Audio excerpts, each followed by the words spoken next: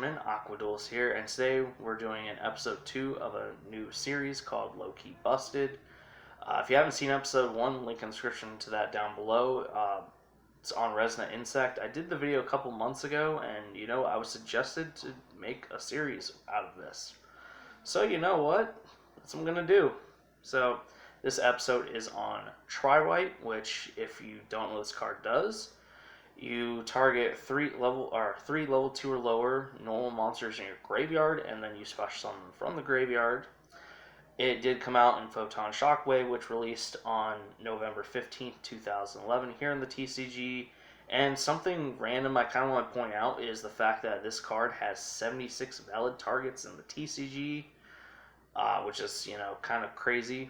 I don't know, just random thing I want to throw out there. Also, on this card's artwork, you can see 3 Skull Servants rising out of the grave, and the name has white in the name, which is all the Skull Servant, in all the Skull Servant monsters' names, except for OG Skull Servant and King of the Skull Servant. So yeah, it's technically a Skull Servant support card.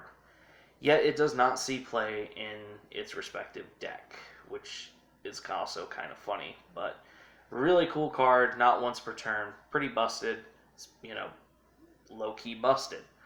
So, this card actually only has one top, and that was in December 2018 at a regional in St. Louis, Missouri. Octavio Beldalla, which I probably said that wrong, was playing World Chalice and got 8th place. And the whole reason why he ended up playing Tri-Wight was because he was playing the Venus Shine Ball engine, which we'll talk about here in a minute. But that's ultimately why he decided to play Tri-Wight.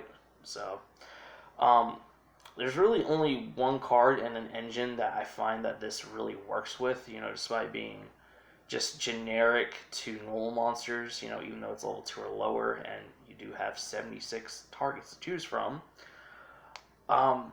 There's not a whole lot that can really utilize this card. And the first card I want to talk about is Treasure Panda, or as Yugi No likes to call it, Trash Panda, which, Yugi No, I still love you for that joke. So if you don't know what Treasure Panda does, you can banish up to 3 spell or traps from your graveyard, and then you summon a normal monster from your deck whose level equals the amount of spells or traps you banished. So yeah, and it's not once per turn. So Tri-Wight works really good with that, but the issue I find is you do have to get spells into the grave, which can require a little bit of setup for Treasure Panda, but you essentially have to build a deck around Treasure Panda. Which, you do have Treasure Panda Exodia decks that exist, and from what I've seen, they typically play Tri-Wight at 1, so, there you go. But, yeah, still just requires a little bit of setup. So, the other engine that works really good with Tri-Wight is the Venus Shine Ball engine, which, if you don't know what Venus does, you basically pay 500 life points and you special summon a Shine Ball from the deck. Which, I think, as far as using Tri-Wight with, it's better to use it with Venus.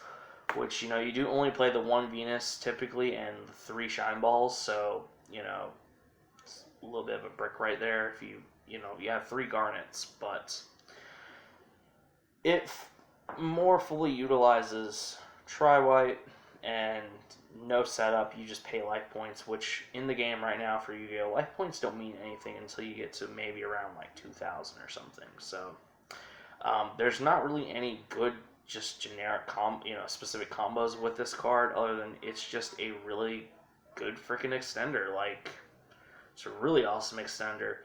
Just the overall issue with Tri-Wight and why it's not broken, even though it's low-key busted by not being once per turn, is it's just very hard to utilize it, I feel.